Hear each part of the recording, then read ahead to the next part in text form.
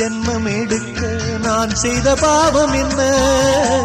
வெவ்வேறு வேஷங்கள் போட்டு நீ செய்யும் கோலம் என்ன?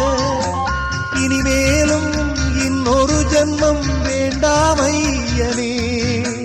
படைத்தாலுந்தன் கோவில் மணியாய் படைப்பாய் ஐயனே.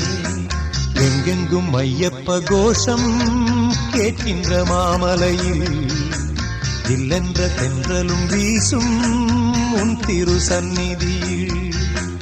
எங்கெங்கும் ஐயப்ப கோஷம் கேட்கின்ற மாமலையில் இல்லென்ற தென்றலும் வீசும் உன் திரு சந்நிதியில்.